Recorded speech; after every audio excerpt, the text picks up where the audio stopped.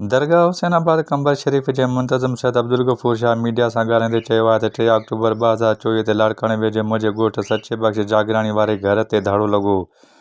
धाड़े लाइ रोक रक़म सोना ज़ेवर ऐं ॿियो सामान फुरे फ़रार थी विया, जंहिं जी FIR मां कंगा थाणे ते 6 सुञातल ऐं 3 अणसुञातल जवाबदारनि मथां 4 अक्टूबर ते कटिराई। 6 सुञातल जवाबदार, जंहिंमें नसरुल्ला जागराणी वलद सोहबत जागराणी, चनेसर जागराणी वलद सोहबत जागराणी, उस्मान जागराणी, गुल मोहम्मद जागराणी, मुमताज़ अली जागराणी, अहमद अली जागराणी सुञातल जवाबदार हुया। उन्हनि मथां आउं कंगा थाणे ते केस दाख़िल करायो, जंहिं केस जा शाहिद फैज़ मोहम्मद चांडियो दरगाह हुसैनाबाद जे नागरिक हाफ़िज़ ग़ुलाम अली आहिनि। हिन वधीक चयो त कंगा थाणे ते मुक़रर पुलिस एहलकार मोहम्मद मिठल गोपांग अदालत सगोरी में मुंहिंजे वकील तारिक अलीअ जे चैम्बर में अची करे मुंहिंजे केस जा शाहिद फैज़ मोहम्मद चांडियो, हाफ़िज़ ग़ुलाम अली ऐं मुंहिंजे वकील जी मौजूदगीअ में असांखे हिरासां करे असांखे बिना जवाज़ गिरफ़्तार करण जी कोशिशि कई, जॾहिं त दरगाह हुसैनाबाद जे नागरिक हाफ़िज़ ग़ुलाम अली ऐं फैज़ मोहम्मद चांडियो चयो त असांजी मौजूदगीअ में कंगा थाणे ते मुक़रर पुलिस एहलकार मोहम्मद मिठल गोपांग कोर्ट सगोरीअ में वकील जे चैम्बर में साईं अब्दुल गफ़ूर शाह खे हिरासां करे गिरफ़्तार करण जी कोशिशि कई ऐं मोहम्मद मिठल चयो त आउं तव्हांखे जज जे हुकुम ते गिरफ़्तार करणु आयो आहियां। हिननि वधीक चयो त गुज़िरियल साल 18 डिसंबर 2024 में साईं अब्दुल गफ़ूर शाह मथां मसमात मुराद खातूं कूड़ो केस दाख़िल करायो हो, जंहिं खां पोइ मेडिकल बोर्ड मसमात मुराद खातूं जो उहो इल्ज़ाम कूड़ो करार ॾिनो त हिन जी ॿांह साईं अब्दुल गफ़ूर शाह ॾंडो हणी ॿांह भॻी आहे, जंहिं खां पोइ मसमात मुराद खातूं मुसलसल टाल मटोल खां कमु वठंदे अदालत में पेशीअ खां लवाए रही आहे। हिननि वधीक चयो त साईं अब्दुल गफ़ूर शाह मथां कूड़ो केस दाख़िल कराईंदड़ औरत मसमात मुराद खातूं मथां क़ानूनी कार्रवाई कई वञे ऐं साईं अब्दुल गफ़ूर शाह मथां कूड़ो केस दाख़िल करण जे ॾोह में मसमात मुराद खातूं मथां केस दाख़िल कयो वञो। साईं अब्दुल गफ़ूर शाह वधीक चयो त मां ॻोठ सचे बख़्श जागराणी में अकेलो सैद घराणो रहंदो आहियां। हिकु तरफ़ मुंहिंजे घर में लॻल धाड़ेलनि तरफ़ां मुंहिंजे घर हथियारनि जे ज़ोर ते घर में भञ डाह जो तदारक कोन थी सघियो आहे। वेतर कंगा थाणे जे जमादार मोहम्मद मिठल गोपांग असांखे हिरासां करे रहियो आहे।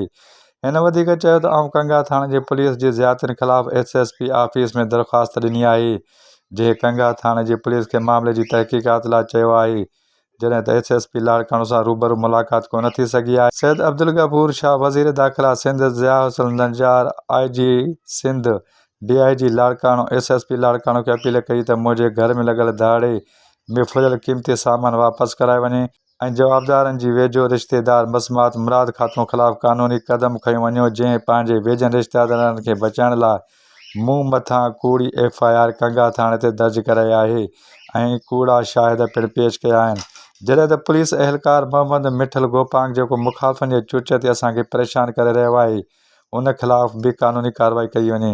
हिननि वधीक चयो त जीअं त आउं फरियादी सैयद अब्दुल गफ़ूर शाह गुनाह नंबर 395 में जवाबदार नसरुल्ला जागीराणी जे केस जी तयारी करे रहिया हुआसीं। कोर्ट सगोई जे अंदरि वकील साहब जे चैम्बर में असांजो वकील आहे सलीमुल्ला आबासी साहब, हुन जे चैम्बर में वेठा हुआसीं, पंहिंजे केस जी तयारी करे रहियासीं त अचानक ओचितो मोहम्मद मिठल PS जमादार मोहम्मद मिठल गोपांग PS कंगा जे हद में अची असांजे मथां नाराज़ थी ऐं चवणु लॻो त बाबा हलो तव्हांखे कोर्ट सगोईअ जो वारंट आहे, हलो तव्हां ठीकु आहे, न त मूंखे हुकुम आहे त तव्हांखे गिरफ़्तार करे ऐं खणी अचां।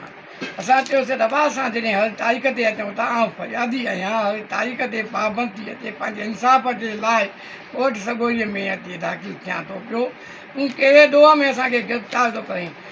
ईअं चवणु लॻो त मूंखे जज साहब हुकुम ॾिनो आहे त हींअर जो हींअर हिननि खे गिरफ़्तार करे अचे। हे कसम साख ते ऐं असांजो वकील तारिक जमाली साहब बि शाहिद हुयो, उनजे साम्हूं चवणु लॻो त मूंखे जज साहब जो हुकुम आहे, हलो था त ठीकु आहे, न त मां तव्हांखे गिरफ़्तार थो कयां। असां जनाब SSP Larkana, DIG Larkana, IG Sindh खे अपील था कयूं, ख़ुदा जे वास्ते PS कंगा जो इहो जेको साईं मुंहिंजे चवां मिठल गोपांग आहे, बिल्कुलु राची ऐं हिकिड़ो नाल पुलिस वारो आहे, महिरबानी करे हिनखे नौकरीअ तां हटायो वञे, असांखे इंसाफ़ ॾिनो वञे, ख़ुदा जे वास्ते असांखे इंसाफ़ ॾिनो वञे।